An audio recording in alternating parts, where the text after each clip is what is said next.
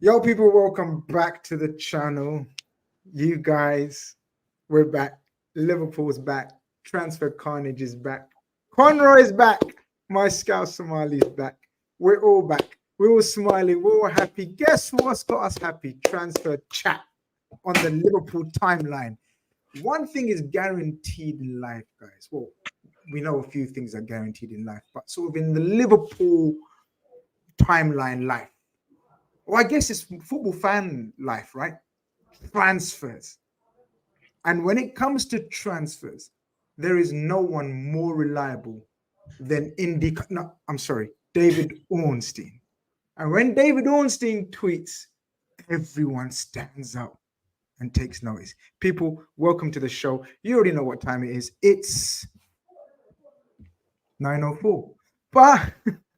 But you already know what time it is. When people say you already know what time it is, it's time to hit that like button. It's subscribe time. If you've been missing us, we're sorry. We apologize. Well, we're back. These guys have promised me behind the scenes that they're committed, and we're going to be bringing you content after content after content. We're good to go, people. Conroy, I'm going to come to you first because it's been like you've taken proper pre-season to another level. Like you've taken holidays. Like you've done a Gravenberch where you didn't play a single minute, right? In the Euros, you didn't play a single part in any shows during pre-season. What's happening? What's going on? Why is your commit? What's lacking? I think the thing is, I think when you're a Scotland fan and you see free games like that at the Euros, I think you need to take a bit of a break from all My sports, to be apologies. honest. So then Andy Murray retires as well. So I mean that was a nicer, thing. But yeah, I think after that experience, Grizz actually went to Germany for the first game. And I'll be honest with you guys, I think I'm Grizz will tell you, quite a level-headed person, don't get too high. But when it got to about 6:45 on that Friday night, even I was like, Scotland can do something. And then within the first 2 minutes of Tony Kroos just doing what he wants, I was like, no, this is a sanity has prevailed. And then yeah, it was not the best experience, Chris, not gonna lie. Germany was fantastic. Everything apart from the football was amazing. But that's why I took what's the word? Sabbatical, mate. Sabbatical, yeah. Sabbatical on 2 months tennis, mate. sabbatical. Yeah. People are good to see you saying, "What's up, Con?" And everyone else is showing mad love already. People, we're glad you're here. We're glad we're here. We're glad we're back. Liverpool's back. Mohammed, me and you done a few shows near the end. We're building up to it, and then you took a bit of time off. But I know you've been watching a lot of local community football. Tell us about how that went, man. The Inner City World Cup is called or something? It's Like, called the World in One City. It's basically a celebration of communities and different nationalities within Liverpool. So there's all different types of countries that play. It's been going on. I think this is the fourth year. It's the Somali team. We've got a bit of a rivalry with the Yemenis. So the Somali Yemeni team is like Liverpool, Manchester United. they reached the final, right? No, we reached the semis, and then we got Semis. Algeria, but we beat Yemen in the quarterfinals, and they've knocked us off for the last 2 years. So we're taking that as a win. It's good, as good as a win for us, to be fair. Take it. Very thrilling Take game. It was a very exciting, thrilling game. Finished like 4-2. I ended up on the Echo as well, celebrating. I thought that was you. I forgot to message you. I thought I know that handsome face, man. I swear to you, I saw your face, and I was thought, is that Mo? And then I forgot to message you. I completely went. Like, Do you know what it was? I was just in the moment. I didn't even realize there was a camera in front of me. But yeah, it was. Yeah. You did. Nah, but if anyone's ever in Liverpool over the summer, hopefully next summer, get down and watch some games. It's really, really good. Great entertainment. Shout out to my guys actually, because they actually organize it. So shout out to Errol, and who else organizes it? Sam Walker. Sam. How can I forget Sam? Sam. How can I forget Sam? How can I forget? So big up Sam, big up Errol, doing amazing work, and it's a go on. Just a quick one more. I watched it last summer. Was the final the one where there was like a last minute goal that was absolute scenes? Was that in the final or was that the semi final? Honestly, put me on the spot. I cannot remember. No, I think it was like the last seconds. Like I think a team had. I think it was like 2-1 with 5 minutes to go, and then they won 3-2. I might be getting mistaken, but I remember watching some of the footage because obviously follow Errol, and it seems to have got like more popular each year. Yeah. It's gathering traction and traction. It's become like Moses. It's an annual thing, isn't it? Yeah, it's becoming huge. It's becoming a really big thing. I can't remember that game, to be honest. It might have been a final, might be another game, but I'll be honest with you, every single game, even the group stages, are entertaining. Just as entertaining. There's always last-minute goals, drama, thrills, fun. And you know what? Mad, brilliant entertainment. Big potential. It'll probably go across all parts of the UK. Shout out the guy who runs it, Emad. He's doing a fantastic job as well. Of course, yes. He's a huge figure in the community within Toxteth and within Liverpool, actually. So yeah, honestly, he's doing amazing things, and yeah, I wish them the best of success. Absolutely. We wish the best of success to Liverpool Football Club as well in the upcoming season. Liverpool have just come back from tour, Conroy, successful tour by all accounts. Slot's first tour, 3 wins out of 3. Starts off with Betis, probably our toughest game, Arsenal, then probably our easiest game, United. Obviously, we win all 3, concede 1 goal. What was your biggest take from the tour? It can be a player, it can be a tactic, it can be an overriding emotion. What was your biggest take from this tour? Sorry for asking the hard questions, but I'm back. When I'm asking these, when I'm asking these kind of questions, well, I haven't set you up because I haven't told you about these questions, right? Yeah. So now you guys are thinking, oh, shit, Grizz just asked us. It's throw that agenda out the window. Yeah, the fucker asked us some simple questions in the agenda, right? And now he's just put us on the spot, but the floor is yours. And Mo's got a few minutes to think about it.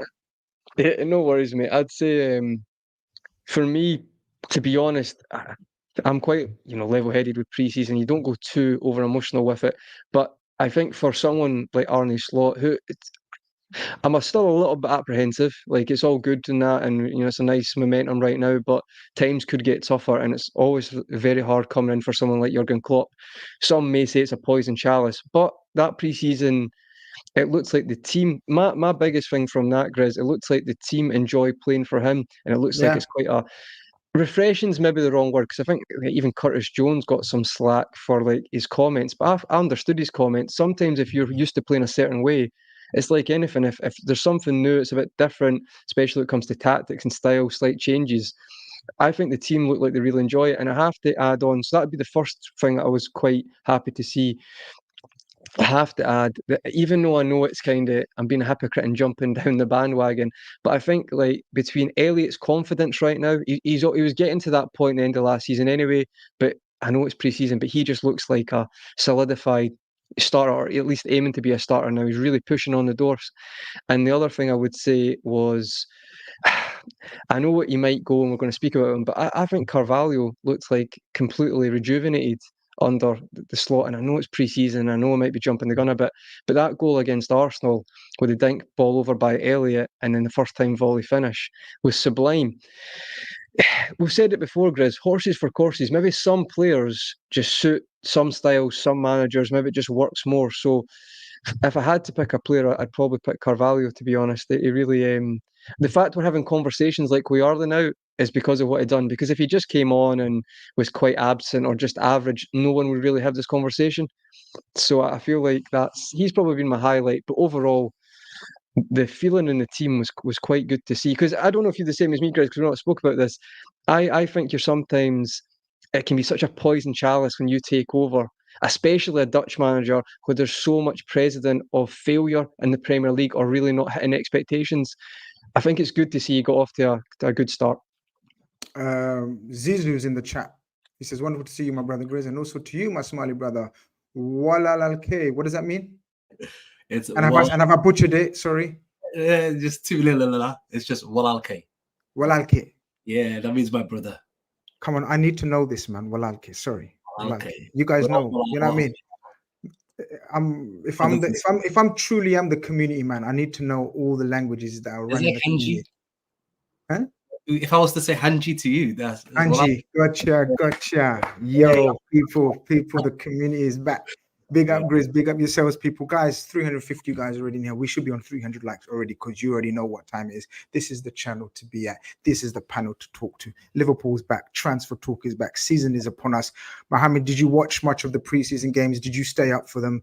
I know you're an early bird, so you might have missed them. You're a lightweight, you know what I mean? But did you stay up? Did you? You're a big lightweight. Did you catch the games? And what was your takeaway, your biggest takeaway from the preseason then? Yeah, as you said, I'm a big lightweight. I didn't watch the Betis game or the Arsenal game, but I did stay up for the United game, but then I fell asleep at like that 55 minutes, something like that, when all the kids started coming on. Do you know what's hard? I resonate with everything that Conroy said, pretty much.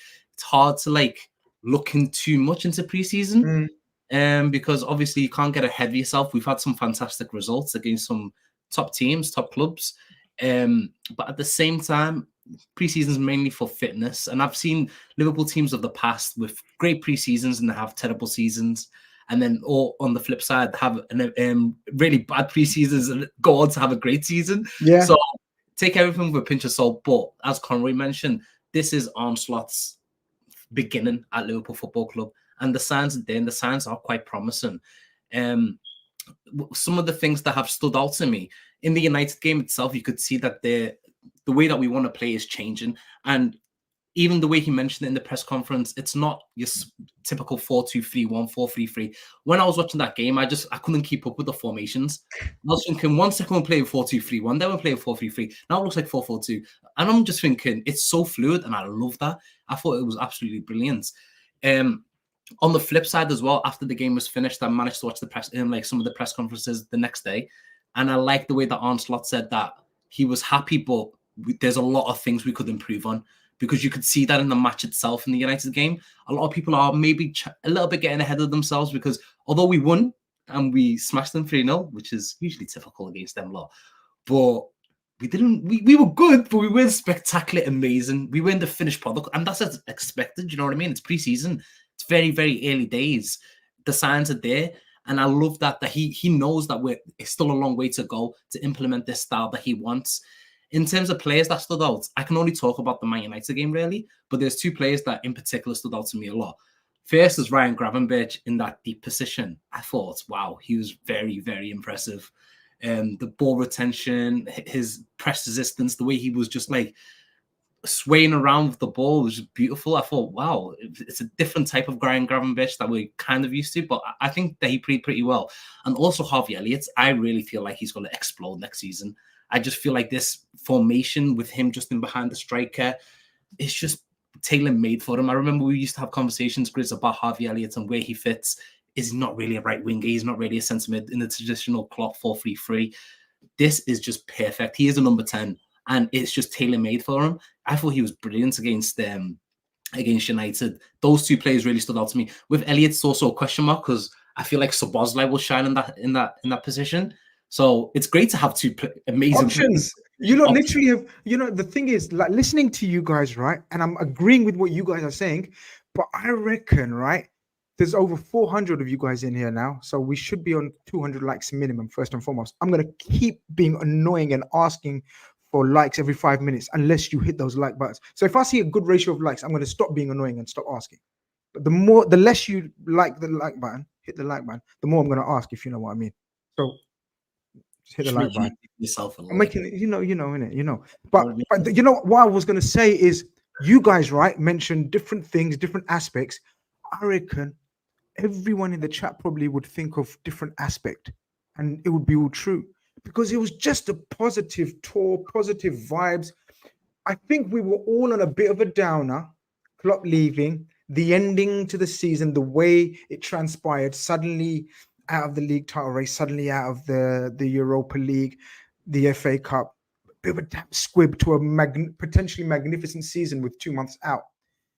And Conroy's right. Then we all took a break. We wanted to switch off. But we wanted to be ready for the new season. We wanted to back the manager, new guy. What I wanted to see was people buying into him. I wanted to see if he can bring back the feel-good factor by the time the season starts. And I think he's done that. I genuinely think and believe there's buoyancy around the squad. Every player has come out. Don't know if you managed to see one press conference when a certain funny looking man with a funny bucket hat asks slot a question. You know what I'm saying? You know what I'm saying? Just sneaked in there. You know what I'm saying? Used my fraudulent pass, spoofed my way into the media hall, media pass. But you just speaking to the players and seeing them around, they were smiling, happy, coming out of the mix zone, you know, the feel good factor. And that's what Liverpool had under Klopp, if nothing else, right? We always had the feel good factor because we had the Klopp factor.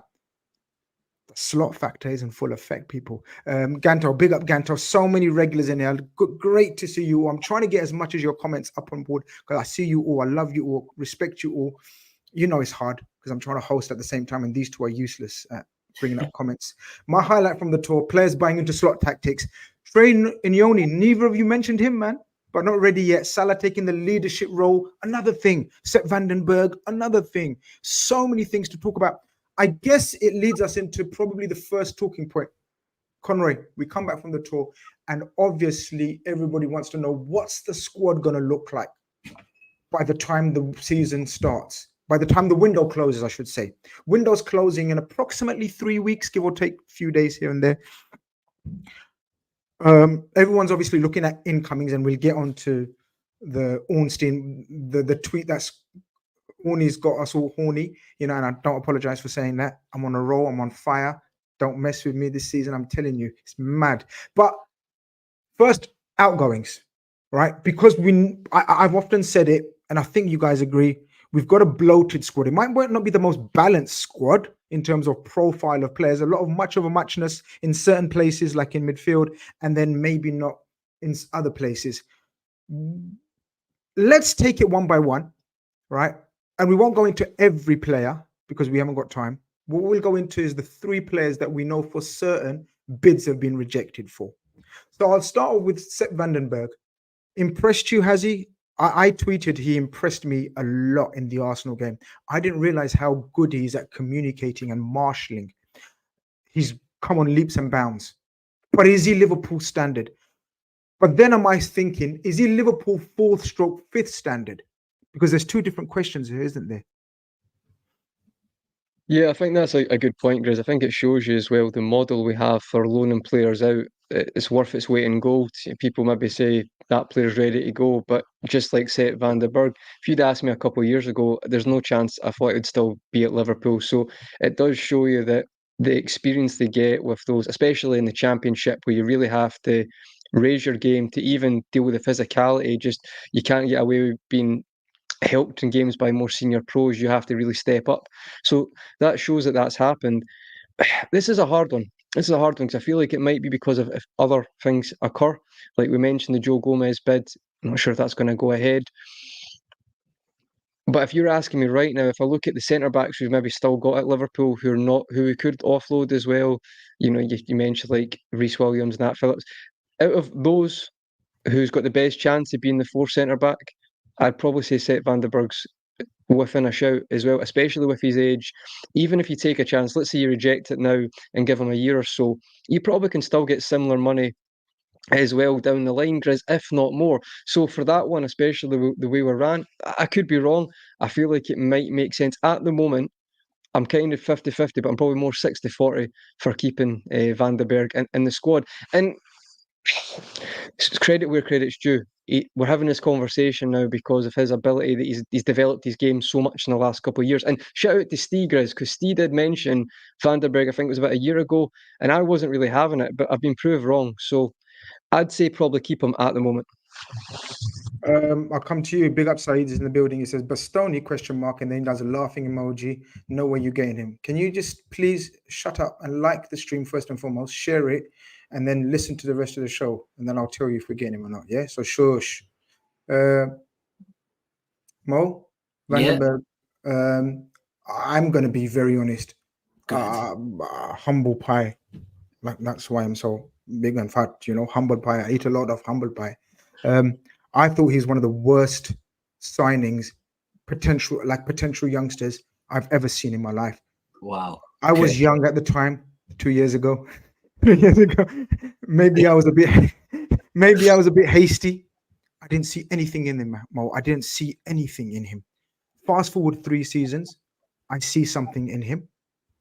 I don't think I see enough to him to be a starter or an understudy to one of the main guys, but I can most certainly see him fourth choice. The big question obviously will be, he's had experience of playing loads of games in the Bundesliga. He won't want to be fourth, fifth choice, right? Does that play a massive part? If he's smart, he would want to be fourth, fifth choice. And a lot of people are in the same boat as you, Grizz. Nobody really thought Sepp van den Berg would have a future at Liverpool Football Club even a year ago, to be honest. But I can ask you guys a question, because we've went through this like scenario before with Gerald Quansah. This time last year, we was asking whether he would be a third or fourth choice centre back for Liverpool, and now it looks like he's probably a start in our starting 11. Yeah, for sure. With Sepp van den Berg, the problem that we have with centre half is that we've got, I'd say, 3 really, really good centre backs. So if we was to go out to buy a centre back, a world class centre back, for example, Bastoni, would he be happy to be fourth choice? I don't think so. Why would he leave Inter Milan, Serie A champions, to be fourth choice at Liverpool? It's very difficult to like try and persuade someone to become fourth choice at any club, to be fair. I think Sepp van den Berg, if he was to stay at Liverpool, he would probably be fifth choice behind Joe Gomez as well. But with the injury record of Joe Gomez, apart from last season, although he didn't get much injuries last season, he usually does have quite a poor injury record. And we know what Ibrahim Konate is like. He gets injured quite a lot. He could potentially be third choice left back, third choice centre back at Liverpool, and he could probably get a lot of games, with especially with the Champions League having more games this season as well. Carabao Cup, he could play a lot of games. I don't see the harm in keeping him personally. I think if we're to sell him, we'll probably get like 20 million. But if we kept him for a season or two, I feel like that value could increase. We've had them for a few years now. It looks like it was always going to be a long-term project, and it looks like we're going to bear the fruits of that long-term project now as well. So I don't really see the point in getting rid of him just now, as long as he's happy to be that fourth choice, and I think he would be. It makes sense. He's got good experience with Mainz. I think he was the highest-rated centre-back in the Bundesliga last season, which is huge credit for like how good he must have been last season. I have to put my hands up and say I haven't watched them much in pre-season. As I mentioned before, I didn't watch the Real Betis game. I didn't watch the Arsenal game. And the United game, he came on, and I think that's when I went to sleep. But from what I've seen online and the reviews and how high everyone's speaking about him, the praise that they're giving him, clearly he must be doing something well. So, you know what? I'm more than happy to keep him as a fourth choice centre-back. I don't see the harm in it, especially if we're not signing a centre-back. Samuel sends in the first super chat on that. Respect, Samuel. Thank you very much. Always a valued contributor. He says, thoughts on the contract situations, Grizz.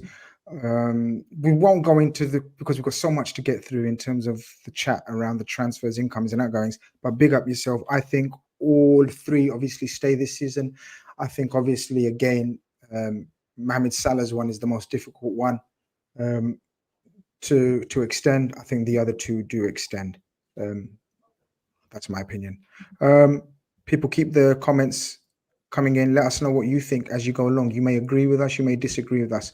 As long as you keep it respectful, everyone is allowed in here, whatever team you support. The moment you try to get arsey in here, you guys know me. I don't give a shit about likes and views and whatever. I'll just block you. I don't give a shit. I've got about 2,000 people blocked on Twitter. Do you know what I mean? More than 2,000. I've got about 3,000 people blocked on Twitter. I don't give a shit. You got bait ups. Bro, I'll just block them in it if they be only if you're rude, like a consistent troll. Like if you just troll me now and again, shut up, Grizz, no problem. But if you're racist, if you're Islamophobe, if you're any of these and you're nasty and you use abusive words. When you've got haters, you know you're doing something well.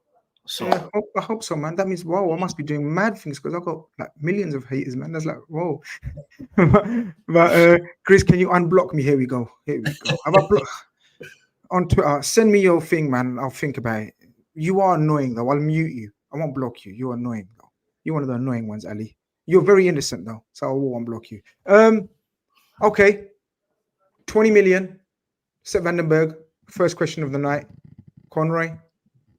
Is there a price that you sell him at? 20. I'm going to give you 2 prices, 20 and 25. Probably not, to be honest. Probably not. Probably not right now. Probably no. Mo, 20, 25, both no. Yeah, no, for me as well. Wow. Okay. Great. It's always great to have a disagreement on the first topic. I'll sell him. I think he's done well. as I said, I witnessed it firsthand, the improvements he's made. I just think 25 million is exactly what we want and what we're waiting for. And it will be a very good example of buying young potential. And if it doesn't work out by the time he's 20, how old is he now, guys? 23, maybe 22? 22, 22. 22. If it doesn't work out, we can sell him for huge amounts of profit. I think that is the exact model that we're working towards. But if he's good enough, like a Kwanzaa or whatever, he'll show himself. So I think it's a win-win situation. That's a very good point, Grizz. And I do hear that. What I struggle with at the moment, and like, feel free to interject, guys. I feel like 25 million right now, say you get that and you're using that to replace a centre back to get a fourth choice in. It's quite difficult at the moment. You've got Mark Gay, he's been brilliant, but he's had literally a year and a half, and it's quoted at 60, 65 million. Now, I'm not saying you're getting a direct replacement like that, but I do take the point of getting someone to come in to be a fourth choice centre back is not that easy, because it's a strange position now. You've got players who are more experienced, they're kind of coming into that limelight and being a stronger player, standing out more. That's why I'd hesitate a little bit. If you'd said maybe 30, 35, it might change my opinion there. But I just feel like No, I'm not giving you. I'm not no, that that's fine. rich. But Chris, with games now as well, to be honest, I think as you said, Mo said with the Champions League, with everything, I think when you're competing on all fronts and you're back on your perch like Liverpool, people get injured, people have to miss games, fitness issues. You do get played a lot. So I feel like it should be. I know some of the comments are saying you'd want to move. I don't know, because if you're a young player at Liverpool, you might see yourself getting the opportunity in a couple of years to be a centre back for a top team. Right. For someone that I'm willing to sell at the 20 million, I think we've spent far too long on him. So, big up Stro. He says, thank you for the super chat. It's a big up panel, and my bro Grizz praying it's Zub. Someone who is agreeing with you, but he's not sending a super chat, even though he's a millionaire, is Blue Chip TV, a millionaire, and he's not sending a super chat. I don't get it. But he says, absolute Davla, which is just a private joke. He calls me that. I call him back. By the way, people, me and Blue Chip have settled our differences. When I went to my pilgrimage Hajj, I made up with a lot of old foes, enemies, friends, and everything. And we're back on the scene. And we might be back on the scene soon, very soon. So keep your eyes and ears peeled. No one else comes close. He says, Zubi is the answer. We will get to Zubi. Chat. Next person. Conroy, I think I know the answer because the way you spoke about him. Fabio Carvalho, 2 goals in 2 outings.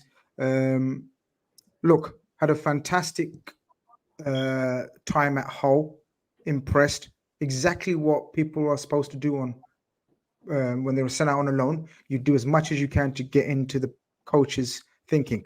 I don't think he was in Klopp's thinking. I don't even think he would have been sort of kept around this long if Klopp was still here.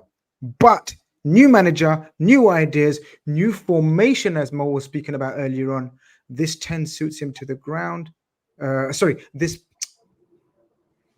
talking about Harvey Elliott. But let's go back to Fabio Carvalho.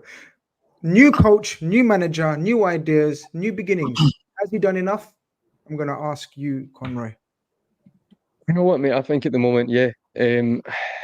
It was a strange one. Someone like Carvalho as well, who was at Leipzig and then going to Hull, and it's not having a go at the Championship. But when we signed him, Grizz, we had the shows, a lot of big. I know you used to love this player as well. You think he could hit a higher ceiling than he has, and I feel like he's impressed, and I think Slot's impressed by him. So again, I'd probably keep him, and then let's say if it doesn't work out during the season, you could loan it to someone else and sell him next season, probably for a similar amount of money. We're not talking like 25 million, like you said here, Grizz. It's I forget, was it 11 million? Was it between 11 and 15 million? I can't remember what the offer, the rejected bid was, but for me, it makes more sense to keep him, to be honest. Mo, are you a fan? Was you a fan when we signed him? Because we signed him for like, what, 7 million or something? We're now looking for, in my opinion, again, very similar to Van der Berg. I think we're looking for in the region of 20 to 25 million. We've had a 15 million pound bid rejected from Southampton. Quite a few teams in for him now. What's the state of play, in your opinion, on Fabio Carvalho? Yeah, when we signed him, I was excited. I've seen some clips of him, and he looked like a promising talent. And he has impressed during pre-season. He was very good against United. I think Carvalho was a bit of a headache because I feel like he has impressed during pre-season, and I feel like the Liverpool board and Slot and everyone's really impressed with him. Problem is, I think his position is left wing. Yeah. We've got 5 left wingers. So where does he get game time? We've got Diaz, Gakpo, Jota might most likely will play there as well. So 4th choice left winger.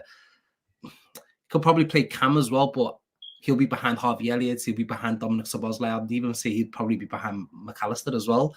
So I just don't know where he fits into the squad. As you mentioned earlier, Grizz, the squad's a bit bloated at the moment. There's a lot of players in the team that we've got at the moment. I do rate him. I think he is a very good player, and I think he's got a very promising future ahead of him. But for his own sake, for his own future, I would let go. But for 15 million, that's an absolute disgrace. Like, there's no way we should be releasing him for 15 million. Minimum 25 plus, I would say. We need to get at least 25 million plus. And I think he will shine at a lower level Premier League team like a Southampton. He'll do fantastic things. Hopefully have like a sell-on clause or a buyback option into his contract. In a few years, he might, light up the Premier League and we can buy him back. But for right now, and where the current squad is, I think we're better off cashing in. I was absolutely thrilled and honoured to have a quick word with him in the mix zone. Again, another happy play. He was so happy about sort of his time under Slot so far. And just me and my friend, we both asked him. My friend asked him first, what's your thoughts and plans? He's like, look, I just want to fight. And initially, I just want to stay here and play games. I do want to play. He did stress that, you know what I mean? And then, so like you guys have just said, he plays See, what's telling for me, this is what's telling for me, guys. Harvey Elliott featured in that number 10 exclusively. It was Szoboszlai or Elliott that played in all 3 games at the number 10. Fabio maybe drifted in a couple of times, but he's predominantly on the left. That to me suggests that Slot sees him, or maybe doesn't see him, as being able to fight for that first team spot. The reason why is because we know Diaz plays on the left. We know Jota can play on the left. We know Nunes can play on the left. Gakpo calls for Gakpo to be playing in the left after his Euros, right? Again, Fabio Carvalho is an ambitious young kid. From speaking to him, I can tell he had, fire in his belly and eyes, whatever the phrase is. I don't want to do a Saeed and ruin the saying. I probably have. But fire in his belly or fire in his eyes. He wants to play every game or a lot of the games. That left, it's about that squad balance thing, isn't it? We've got a lot of players, but it's unbalanced. If he was one of those who could play on the right, we've only got Mohamed Salah who can play on the right. Do you get it? And he could be an alternative to him. I don't think the fact that he didn't give him even a 15, 20-minute spell in the number 10 role makes it a bit awkward for him to see a future. I'm talking, so 15 million, I'm talking 20 million, Conroy. Are you keeping him? Are you selling him? Well, I probably back what I said. I'd say 25 million, maybe 23, but I'd say 25 would get me changing my mind. 25. Because I feel Otherwise, like you could keeping see him. that 15. I feel like that 15 million, if it doesn't work out, you could send him out on loan. You're going to make that next summer if it doesn't work out. So that's my view on it. I'd say 25 would be I'd probably take that. Mohammed? Yeah, I agree with Conroy. I'll take 25, 23 in about that area. 15 is just way too low. Yeah, I think we could possibly get that as well, to be fair. I think so. Yeah, the amount of interest in him and the bidding has started at 15. I think we'll reach 20. Yeah. And then I think it's come on. We've sold players in the past for a lot more. I know, but it's the market. See, again, I said it at the start of this market. Everyone was like, "Oh, this could be a huge summer for clubs," but I said, "There's not going to be much money spent, people, this summer. There's just not going to be," and it's been proven so. Not many huge deals at all. I think we go move on to the final player that I want to discuss in today's episode, essentially because it's related to the next topic that we're going to segue into, which is the midfield. I think Wataru Endo was probably probably the only, I don't want to say loser, but you know what I mean, guys. I don't mean a loser because I love Endo, what he's done for us. He was bought as a stopgap, a lot of raised eyebrows, very low fee, 15, 16 million, stopgap, whatever you want to call it, all the adjectives. We know he wasn't the long-term plan. I think Arne Slot has already decided and made it abundantly clear by his selections as well in the tour or on the tour that Endo doesn't really have a future. Conroy, did you read it like me, or am I being harsh? I don't know. Well, I hear what you're saying, Grizz. I do hear what you're saying. He definitely hasn't had, as we've talked about Carvalho, Elliott having a successful me agreeing with that, had a successful pre-season. He's not, he's not putting himself in the limelight for this pre-season. It's not as if Liverpool fans are saying, do you know what, we don't need a replacement, we don't need a CDM. It's obviously the big question that we're going to discuss. What I would say, though, is we do need depth in that position specifically, and I don't mean just a technician playing as a number 6, actually a person who can cover for that position. So that's why I'd be slightly apprehensive to just let him go for roughly, it's probably going to be between 15 to 20 million. So if you make a profit, you're probably only making 5 million profit, which is still good. Don't get me wrong. It's about the numbers. I understand that. I do. But I think a lot of the decisions on that, it has to be what happens with us. And say you get this all shining DM or CDM, that's great, Grizz, but we know football. We do a lot of shows, watch a lot of games. That player's not necessarily going to be a Rodri who plays every game. I think you do need depth in there. And we had this conversation last year. I sometimes feel that we get so obsessed with the technician to go in that positions, but especially when football, there's so many moments in transition. I still feel like you need a combative player in there, or at least someone who can cover for that if the main one's not there. And so I would hold on to Endo unless it was the right price, and I don't think we're going to get that price. Mohammed, same question to you. Harzik in the chat says Endo can play the Milner role, come on in a tight game to put in some tackles and shut up shop. Is he worth keeping for that? I mean, a couple of people are saying that. I'll give my opinion after you.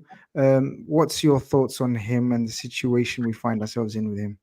By the way, £14 million bid from, help me, Marseille. 14 million pound bid from Marseille. Again, an opening bid of 14 million, which suggests we can easily get our money back on 16, possibly 17, 18. He hasn't actually. He's not a loser because we won't lose value on him. What are you doing with him? Do you know, the writing's on the wall for Endo, to be honest, unfortunately, because I really do like Endo. I thought he was brilliant last season, and I love the way he plays, like his passion, his endeavour on the pitch. He just leaves everything on the pitch when he's there, and I love that sort of player. Proper wears his shirt on the sleeve kind of type of player, and I love that. But the writing is really on the wall. If I'm not mistaken, he starts that first game against Betis, and then since then it looks like Slot's just been experimenting who can play the 6 instead of him. He's tried Szoboszlai there, he's tried Gravenberch there. Curtis Jones has been consistent throughout. He's played that in that 6.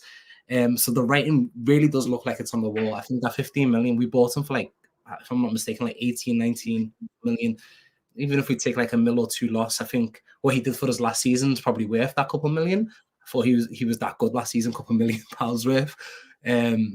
But yeah, the writing's on the wall. I don't think he was always going to be a stopgap. Even last season, he was a stopgap.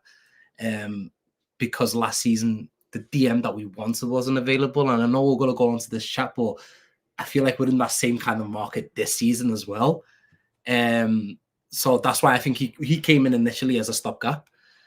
So yeah, I think the writing's on the wall. I wouldn't keep him in the squad because I feel like we do have a lot of options there. And as you can see through preseason, and I know you shouldn't read in too much into preseason, but it shows where the manager's mindset is. Yeah.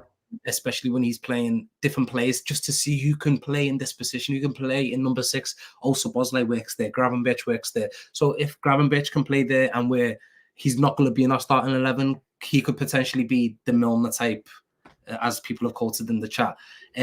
Or Szoboszlai play Elliott in the cam, and Szoboszlai can be in the number 6 position. I feel like there are other options in the squad, and I feel like Arne Slot is looking into those other options. So therefore, it would be unfair for us to keep Endo. I feel like the least that he deserves from us is for him to play football somewhere else. I feel like he'll be a great addition for Marseille or any other club. He's a great player, I think. But yeah, and another one that's just been mentioned in the chat is Bajcetic as well. I feel like we just completely forget Bajcetic. He's another player that can play in that position. Potentially even Tyler Morton ahead of him. Honestly, I feel like Slot would rather play Tyler Morton ahead of him. I tweeted that actually last week. I said Tyler Morton is more suited to the way Slot has been and wants to play by what he's been saying in the press conferences, the way he's been setting up the team. And sorry, guys, I haven't done my graphics in the background to show you how we've been set up. But oh, come on, it's first show, of the season. So relax in it. I'll get all that up. But he's been setting up and he's been talking about having technical players, all his training drills. I was honored to be at a training session as well. And everything was based around keep the ball, pass the ball. And it's more like how Pep defends with City as opposed to other teams that sort of play DMs per se. Slot, from what I gather and from what we've seen so far, believes in defending by keeping possession. And I think he doesn't think Endo is good enough. You're nodding your head, Conroy. Go on. Can I add, and that's fine, right? That's fine. But I don't understand why you're going to hamstring yourself when you've not even managed in the Premier League for one season, where transition is massive. You've mentioned Bajcetic, you mentioned Jones, you mentioned Gravenberch. All I hear is alarm bells that they are not defensive midfielders. It's okay to be positioned there and be good in possession, but football doesn't just work when you have the ball. Transitions are massive, especially in the Premier League, especially the last season when we tried to do it. And I understand it's a different coach and I understand these principles. I just don't think it's as smart as to completely get rid of a cover option because that's how you want to play. But if you've got 4 people you want to play that way and it doesn't work because you can't deal with that in the middle of the park halfway through the season, you've at least got someone there who is a more traditional DM. I just think we sometimes obsess about that and it's great to play the perfect game, but football doesn't work like that. So that's my only apprehension, to just put yourself in that position. But Bajcetic, the jury's still out. He's been brilliant potential, but it's like I've seen Endo do half a season. I know what I'm getting. I know that in depth. And again, with Jones and that, for me, they're not DMs. You have to, like, even look at Trent going in the middle of the park. It's not the same as being a right back. You can't just put a technically good player there and it's suddenly going to work out. Like, McAllister's probably the best technical player in our team, and even he got exploited last season trying to do that position at certain parts. So that's all I'm saying. I understand you've got your principles. I completely get it. I just don't think it's the most maddest decision to keep something in your bench who's a bit different just in case you need it. Like you would get a striker on the bench to come on to save a game. It's like in the past for certain teams who's different to your starting striker, because football doesn't just work with your starting 11. You need to change games sometimes. So that was my only point, guys. I just think it's maybe a bit too hasty. If you guys agree with Conroy, Please smash a like. If you disagree with Conroy, smash a like. Argue with him in the chat. He loves a good argument. He's back. You hit the nail on the head, Conroy, honestly. Well, I tell you why I don't fully agree. Okay. So I used to agree. So I'm here to not play devil's advocate. I'm just giving my opinions. We're not doing a devil's advocate type show. I'm not being naughty for the sake of being naughty or disagreement after I said my argument. Because Sean made a very good point. Just as I was about to make it, Sean made this point. So Sean says Slot uses a double pivot. Hence why it's a total different way of defending and playing. Because I agree, and we'll get on to sort of what David Ornstein has suggested today, but it's a total different type of role when you're playing in a double pivot as opposed to a lone ranger there. It is. Now, go on, Mo. No, I agree. I understand that we're going to play a double pivot. But as Conroy said, sometimes you need a different type of player. Endo's got that dog in him. He'll just come in, crunch into players. He'll just get stuck in immediately. Sometimes you just need that. Do you know what I mean? In certain games when you're just behind a little bit, or you just need somebody to come in with a little bit of feistiness, who's got that dog in him. Endo is that kind of guy. He is that kind of player. All he cares about is just defending. His priority is defend. And you know what? I feel like he is a bit disrespected as well because his passing ability is not too bad, to be fair. But I feel like, yeah, we will be playing in a different way, defending in a different way with the double pivot. But as Conroy mentioned, and I agree everything that Conroy said, Endo just provides a little bit something different compared to these sixes or DMs that we've currently got in the squad. But also depends on who we sign. So look, guys, we established that we do need a defensive-minded player. I think that's what we're trying to allude to, right? As opposed to just good on the ball. And I agree with that, absolutely. I'm not going to be suddenly hypocrite and because after season ended crying out, because I said at the start of the window, if you're going to give me even two defensive-minded players who really enjoy defending as the first reaction, first instinct, I'll be happy with the transfer window.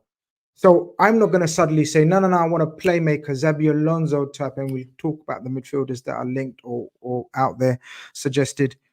So I'm not going to suddenly say we need that type of player. I agree with you guys. I want a person who's going to think instinct to, if we lose the ball, where am I going to be? How do I protect this team? How to protect this counter-attack? So, but I genuinely, and again, Mohammed's right. Endo is disrespected to the max. So I don't want to say with any disrespect, but he was, I don't think he was ever good enough for me. That's going to challenge, play for a team that's going to challenge for the title. I understand and I respect you guys' opinion about he's useful and he's dogged and all that. I want to win league title again and I want to win Champions League again. And I don't think Endo is capable of doing that for me. He's nowhere near Fabinho, who was the closest to sort of our version of Rodri or a brilliant DM in recent times. I think young Bajcetic, even though you guys know my theory on, not my opinion on young Bajcetic, I think we're doing too much on him. Even I think he's more physically capable than Endo. I think Endo is a brilliant reader of the game. I think Endo reads situations and knows football inside out. I just don't think his body is physically up to doing it on the pitch, especially in the Premier League. That's just my opinion. I'm selling him if we reach 15 million, circa Nice. 15 million. Let's get on to then let's beautifully segue into David Ornstein's who broke the news this morning and made everyone a little bit happy, or very happy as the case may be. Liverpool aim to bolster Arnie's slot side by signing new number 6. He mentions number 6, which is associated with DM, right? Am I right, Tacticos, in the chat? Number 6 equals DM, not CDM. People get all technical, man. I can't. Before summer transfer window shuts, LFC pursuing midfielder not currently playing in Premier League. So Omar in the chat, we're not pursuing Adam Wharton, even though I think Adam Wharton is the real deal. Adam Wharton is him. I wish and pray he ends up at Liverpool in future, but it won't be this window. Position viewed as a marketing priority at Anfield. Whoever wants to go first. Wow, that is a bombshell. So, I want to put it to you guys. Confused messages already in this window. But Ornstein has come in and I think nailed it, because when Ornstein talks, everyone else sits down, right? So we had so many journalists telling us DM's not a priority, centre-back's not a priority, attacker's not a priority. Ornstein has come in and said, no. Liverpool and Arne Slot have decided, after assessing the squad, after coming back from tour, that number 6 is priority. Conroy, I know you agree with that notion. And are you glad that we're actually going to rectify this? We'll go on to what type of DM now, because I know you want a certain type of DM, but it's clear from Slot's press conferences and the way he's spoken, he wants more of a controller than a destroyer. Angry Conroy rant, I feel. No, because I think when you get to certain levels in the game as well, it's like you do have hybrids nowadays. I would say that someone who can read a game well, have that competitive notion to his game definitely, and be a technician on the ball. I just think they're few and far between, unfortunately. And the best one in the world right now is Rodri. And I wouldn't say Rodri's unbelievable in transition, but he's so good at reading the game. And that's what's one of his biggest qualities. I'm okay with that, Grizz, to be honest, mate. The thing about Endo was more just to have that in the background, so you've got that there if you need it. But for me, I think this is about time. We've had a lot of shows discussing this. I feel like every summer we've discussed this, or every transfer window we need this position filled. So it's music to my ears that it looks like we're going down that route. And I think it's important as well, because where we are, new manager coming in, we're definitely being back on our perch because of what Jurgen Klopp done with this club and this team. However, football changes quickly, and I think we have to have an important big summer, and I think it's vital, to be honest, because you've seen the last couple of years with Arsenal, the rise of Arsenal. Maybe you could argue are in between us and Manchester City right now.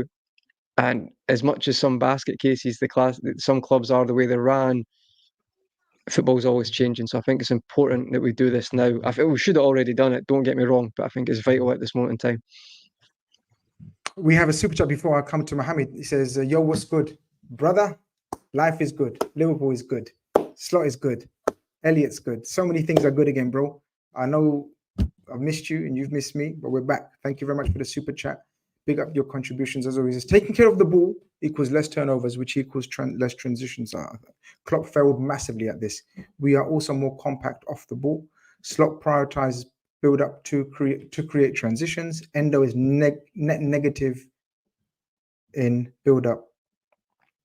So thank you for the super chat. We have covered the Endo chat. We're going to move on from that. But he's got but you get the gist what was trying to say in terms of what Slot is looking for in terms of this number 6. Mohammed, do you agree in the profile we're looking for?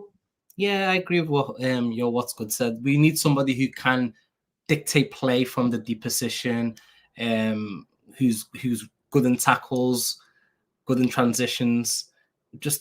But the problem is, and as Conroy's mentioned, I feel like the market is a bit underwhelming. It's very similar to last season. Everyone's mentioned Zubimendi, and I feel like he is probably the best fit for that position. And without a doubt, we do need the number 6. We need that defensive midfielder in the mold of a Fabinho or Rodri over the last few years, just to think of some. I think Zubimendi is probably the best fit. My only concern with Zubimendi as well is that I think he's only like 5'11" or 5'10". He's a bit short, which shouldn't be too much of a problem if we're playing, for example, Gakpo left wing, Nunes up front, we've got Szoboszlai in the team as well because they're quite tall players. But say we're playing Diaz and Jota and Harvey Elliott, then we do have a bit of a problem because he is a bit short. He's a bit on the shorter side. But apart from him, I don't know who's out there, who's available, who's in that kind of mold of player.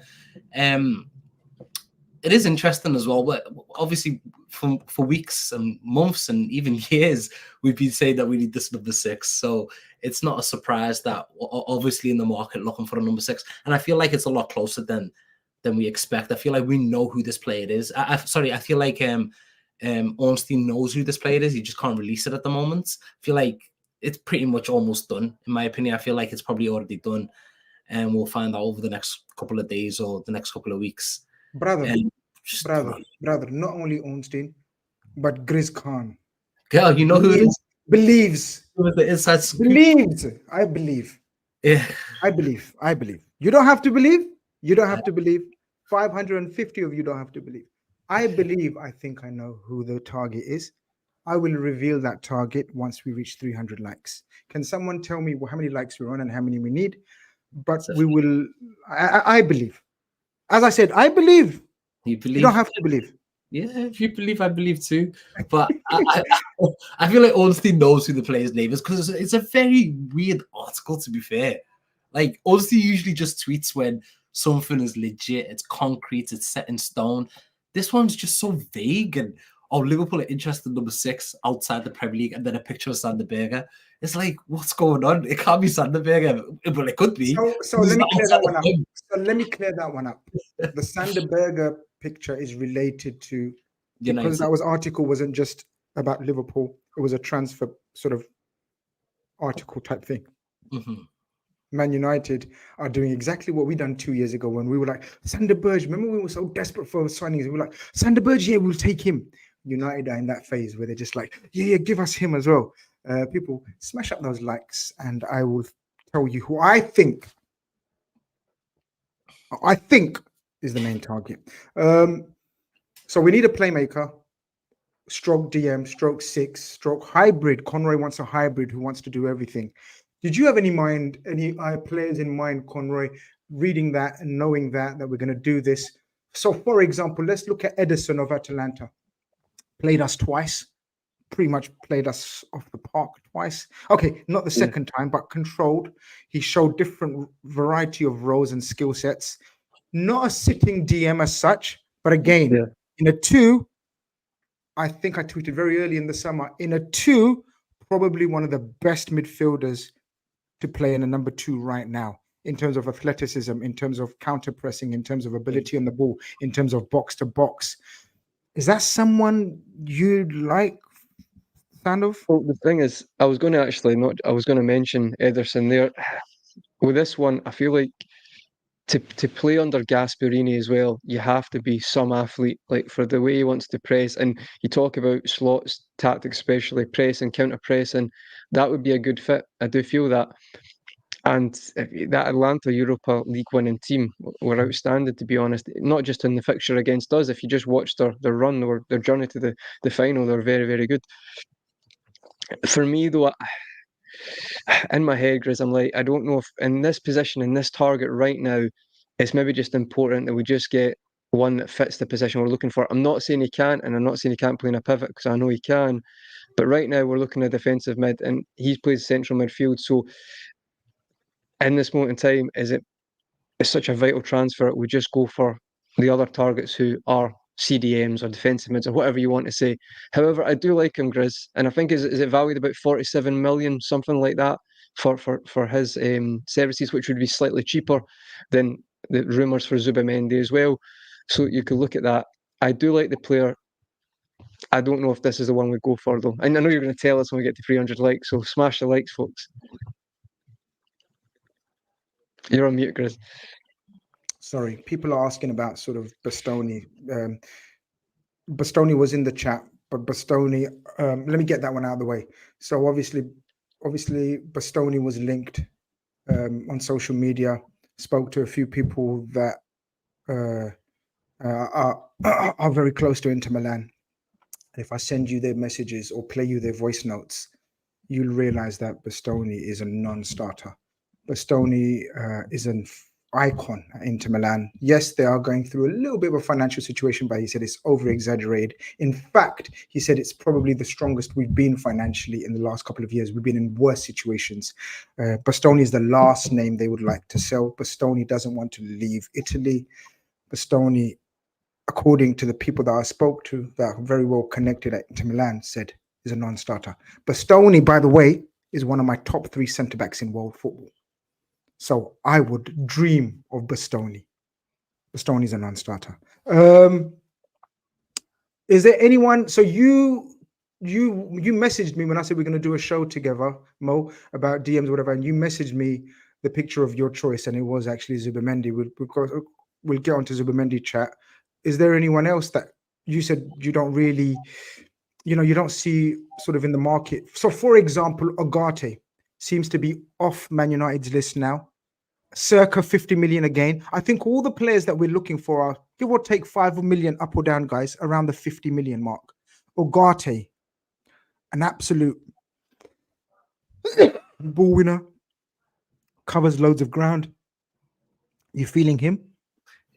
Like I mentioned before, Ugarte looks like he's got that dog in him. Like he is a little bit of that feisty player, and we probably would love him.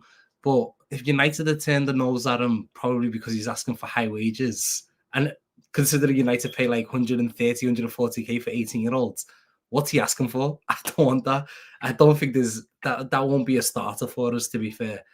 And I don't know if he's technically good enough for that position as well as the other points.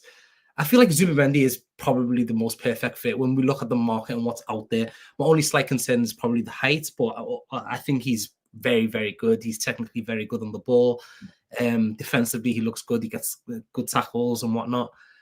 It's interesting. As I said, it's an underwhelming market for a DM, but he's the only one that I can see a little bit of hope out of all of them. As Conroy mentioned earlier, Edison's great, but he's not really a DM as such. I would say he's more of a box-to-box central midfielder.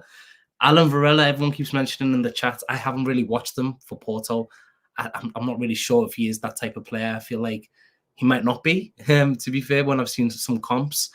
I think Zubimendi is probably the best. But even Zubimendi is not your typical DM as well, is he really?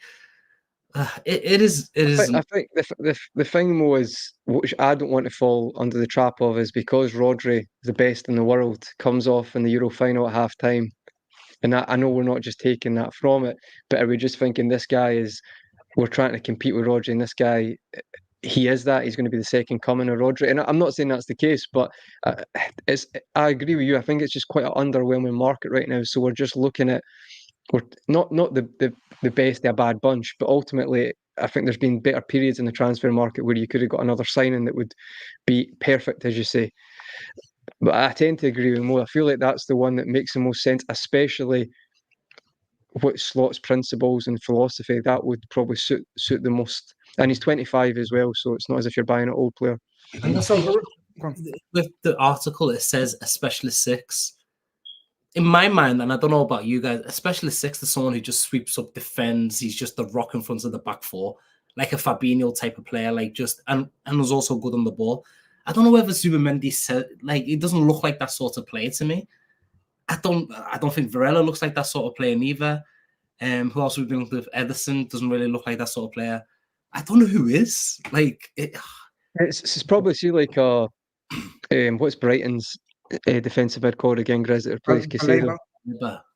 That's probably more like that. Even though he's quite good on the ball as well, but that's not a player I think Slot's going to be going for as your starting CDM.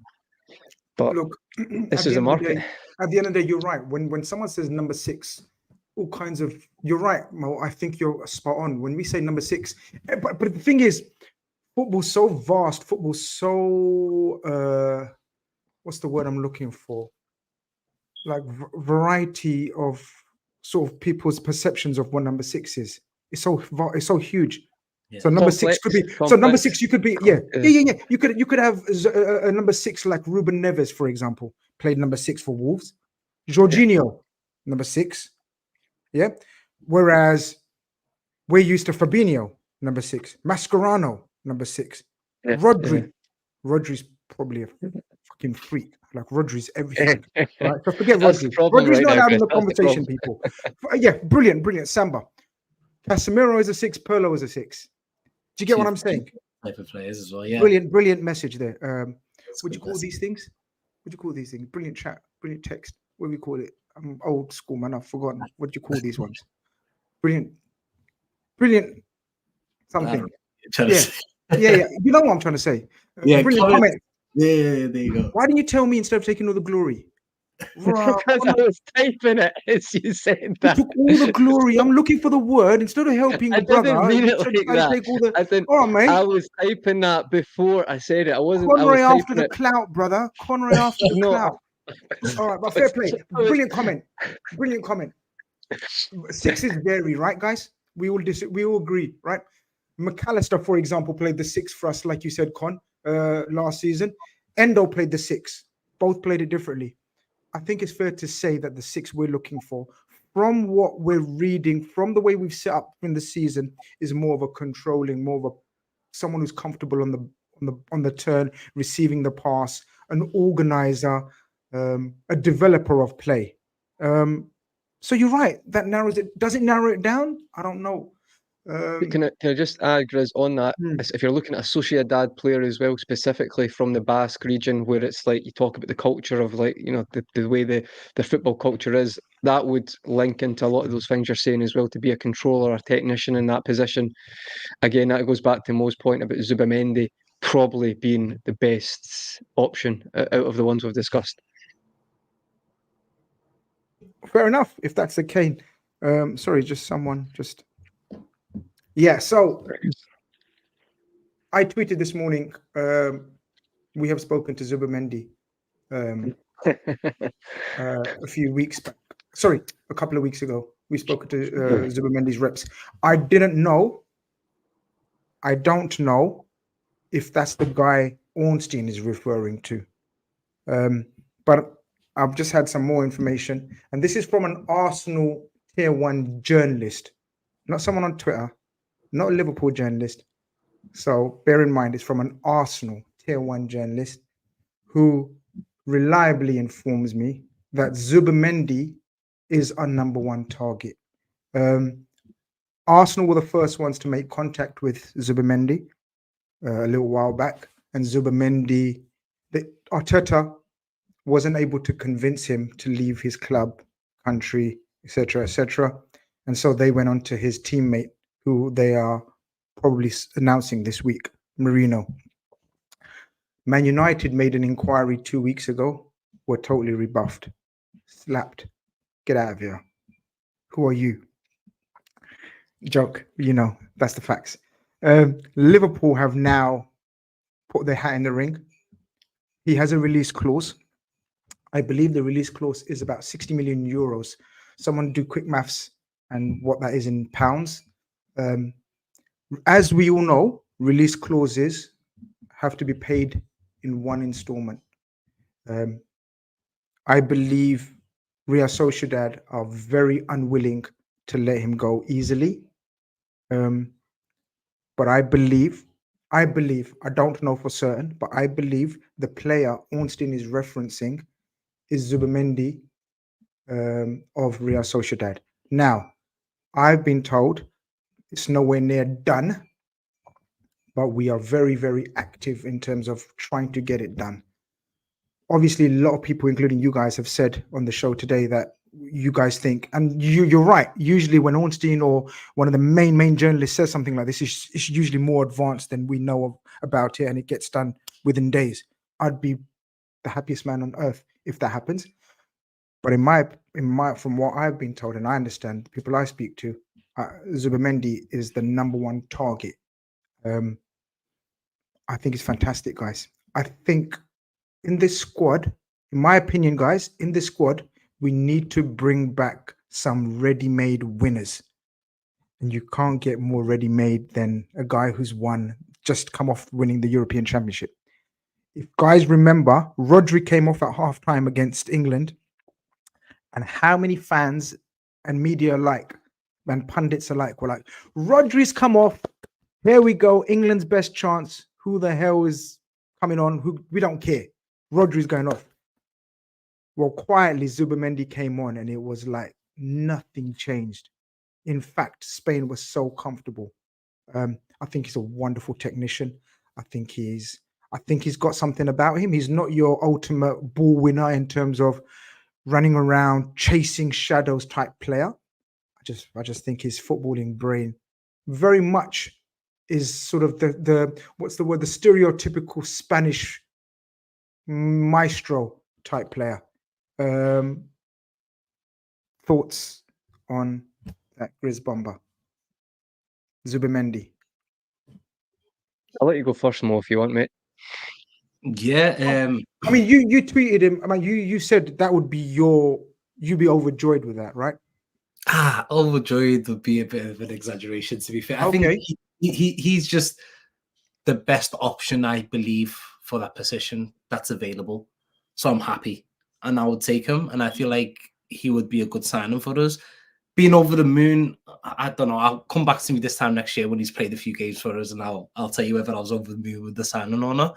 Yeah, no, honestly, I'm happy with it. If we can get him for whatever it works out to be, like £51 million for this day and age, for as you mentioned, a winner, someone who's just won the Euros, 25-year-old coming into his prime, as Conway mentioned, someone who's like not like developing player, but someone who's already here. He's developed. He's ready to go into his prime years, and we're signing him now. Fantastic. I feel like there's a lot of boxes that he does tick, and yeah, if we do get this over the line, I'm happy with it. I feel like he would slot in perfectly into our midfield. Him alongside McAllister as well just sounds very exciting, and Szoboszlai just in front. I feel like that's just the perfect midfield, or even Elliott. I feel like that's just that seems like a lot of fun. I'm happy with it. Could be a lot happier if it was a different type of profile of player. I just feel like. Yeah, I think what you're alluding to is you think we've got too many of this profile of player. Yeah, what it is 10 to 15 years ago, there was about 100 different types of DMs, like those solid DMs that were really good on the ball, etc. Like, I don't know, football just nowadays, the market in general, you just look around and it's I don't know, the quality is just not as good as it used to be in terms of football players. The ability of football players that are available is just not as good as it once was. I don't know why that is, but yeah, I don't know. We can keep waiting for another DM. I just feel like he would work. Hopefully it'll work. We'll see. I feel like, yeah, I wouldn't say I'm excited over the moon, but I am excited that we're finally signing a player and we're getting this number 6 position sorted and we don't have to talk about it again. I feel like that's the main thing I'll be happy about. Con, if, and as I said, as far as I know, it's not near completion, but we're in negotiations, proper confirmed negotiations, right? If it's that type of player, guys, I want to get both of your opinions and the chats. What does this mean for the formation and structure and the way we play? Because if he's another playmaker and not a destroyer and DM as such, what does it mean for Trent? Now, I know you might think, what? I think it's relevant, no, guys? Like Trent, I think we've been speaking about Trent playing alongside a destroyer so Trent can do his business. What does this mean? What Slot may have planned for Trent then? That's a fair point, Grizz, to be honest. If you're going to get someone like that who he might not hit that level, but he's primed to hit that level to kick on, to turn up in a Euro final, tells you something about this guy's mentality, to be honest, to come in that game and act like nothing's changed, if not maybe perform better than Rodri in that final. That says a lot about him as a person. Maybe it goes back to the way it has been, Grizz, like, either orthodox right back or inverted at times, and I know Slot can do that from left or right, but maybe with Trent it becomes more inverted at that side, or he just goes back to basics and says you can be an orthodox right back. That may be the case for Trent. What I would say though is if you're signing a player, let's say 55 million, you're signing him, you're going to play him, and it doesn't always work like that in football, I get it, but this is a big signing for us, so he is going to be a mainstay, or aiming to be a mainstay in this team, unless it's a catastrophe. So to me that says that Trent would be going back to right back, to be perfectly honest. I mean, it could be wrong. You could play a double pivot and you could be surprised. You could play them both there, and it's Arne Slot's philosophy and principles, and you just outplay teams continuously and you never really find yourself in positions because you're pressing, counter-pressing movements. That could be the case. But I'm not so sure. I feel like we still haven't seen Trent play in centre mid, like starting in centre mid a lot, or in the middle, a double pivot a lot. We've seen him play as a right back who inverts, but that is a different thing because the full team shape is working around that. It's not starting the game in the centre of the park, which I think is quite different. As we said, Grizz, it's a different position. It's just learning that. Well, when he came in the job, I think that might be a bit tell you a lot if we sign Zubimendi. Mohamed, the Trent situation in terms of if we buy this kind of DM, which it looks very likely, even if it's not Zubimendi, it looks like a more of a playmaker type that we're targeting. How do you see Trent going forward? Surely not. If McAllister's, let's just say, a dead-on cert, and then we're talking about this, surely Trent's not inverting to make it 3 much of a muchness, or yeah. It seems just a bit congested if all 3 of them are playing in that position. Trent, you know where I stand with Trent. I feel like you play him at right back. That is his best position. He's a world-class right back, one of the best right backs ever when he plays in that position. An overlapping right back, whipping the ball into the box, just fantastic. The inverting Trent is fine. It's cool, but it doesn't have to be a consistent thing. Maybe a bit of a blend of the two. It is great in my opinion.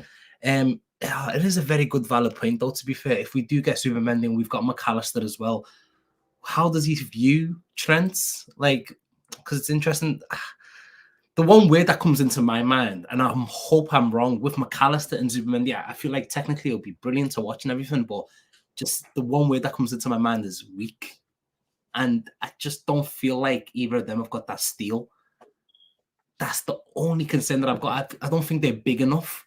Either of them are big enough. As I mentioned earlier, Zubimendi is under 6 foot tall. And the Premier League, we know that height is very important. To be fair, you're gonna come up against teams like, for example, Brentford, who like to just have big boys in the middle of the pitch.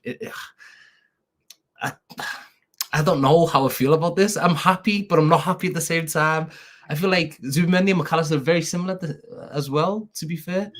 I don't know. Honestly, Grizz, it's just the market that we're in at the moment. I know. Look, it is because it's a time. We don't know because we don't know. We don't know. Yeah, we don't know what this Liverpool looks like.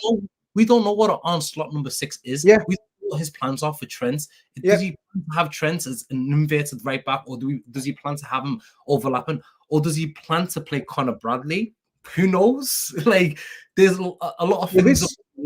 Well, this goes on to this brother's comment, who says, Mohammed, surely you're aware of some rumors surrounding Trent as you live in Liverpool. Heard anything about Trent rumors? Anything? Nah, I haven't heard nothing. Honestly. What's your instinct saying?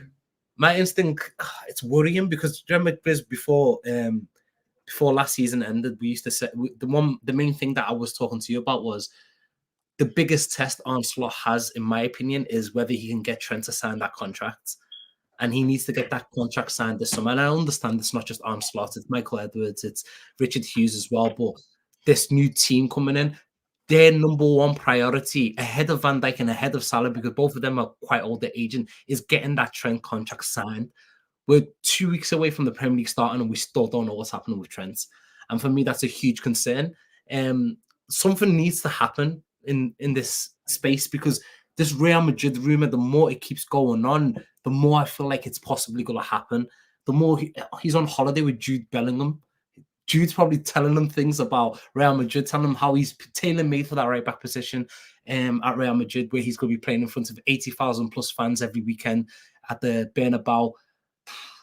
It's quite an easy sell. Will he leave us on a free as a Scouser?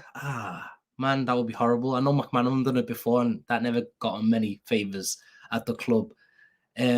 Honestly, I don't know, but I think that was one of my main priorities. When Onslaught came in, I thought that was his main priority. He needs to get that Trent contract sorted. Show what you're about. Sell the vision to Trent. Tell him, listen, you're going to be my captain in a couple of years. You're going to lead your boyhood club to glory, to Premier Leagues, to Champions Leagues. He needs to be in his ear. And I understand he's only come back from his holiday this week as well. So maybe things will progress over the next couple of weeks. But it is concerning why nothing has moved at the moment. Yeah, it's scary because I don't want to lose Trent at all. While we were out in LA, a couple of my mates went out clubbing, as young people do.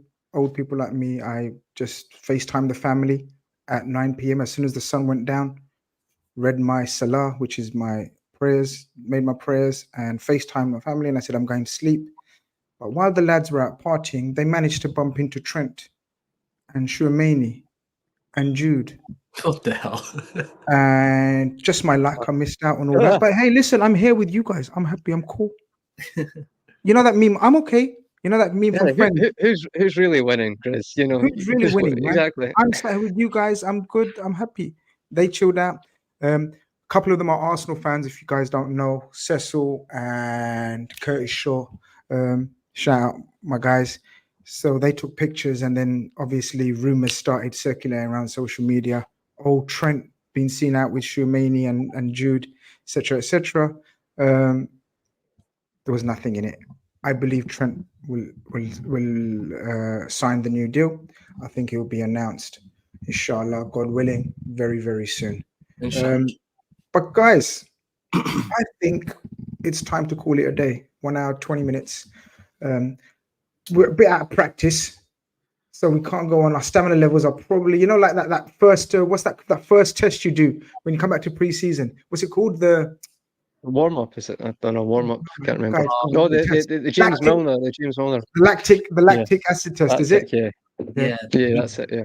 So we're a bit tired. I think 1 hour, 20 minutes is more than enough. Your support has been amazing. Conroy, Mohammed, welcome back. Pre-season was tough. Hope the first session I didn't kill you guys. We've got a long season ahead of us. Hope I prepared you well for the up and coming season. Sounds good. People in the chat, you guys are amazing. Over 500 of you guys went here. I hope you've subscribed. I hope you liked. I'm on the way to 50K.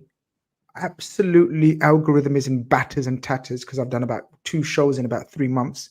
But we're back, people. I promise you we're back. And I'm going to leave you with that. Look, as I said, I believe Zubimendi is the main target. I believe we 100% will bring in a central midfielder. Let's hope it's Zubimendi. According to the people, consensus of opinion suggests that Zubimendi is everyone's favorite. But let's see how it goes. Mohammed, anything else to add or subtract? Nothing. I wish everyone the best. Hope everyone has a fantastic remaining of the week and weekend. Yeah, we'll see what goes on with this specialist number 6, who we end up signing over the next couple of weeks. It should be fun. Conroy, enjoyed that today? Yeah, it was good to be back. Some great comments, and sorry for stealing the comment. I couldn't remember it. Yeah, absolutely threw under the bus there, Grizz. So apologies for that, mate. But had to strike while the iron was hot. But no, it's been good to come back, guys. It's been a good break, but when you come back as well, you feel rejuvenated, and the chat has been amazing as always. They might be the quickest chat on YouTube. Some of the stuff is just like out of this world. So big up yourselves. I always say our community is the most learned community brilliant. on YouTube. No riffraff, no slander, no trolling, no spamming, just pure brilliant input and comments from everyone. Yeah. But anyway, so guys, big up them as well. Brilliant. Absolutely. Transfer Carnage, big up people. Call-in show will be coming on the weekend. These two are lightweights. They don't do the call-in show, but I'll have some soldiers for the call-in show. And then the season's around the corner. We will be there. Take care.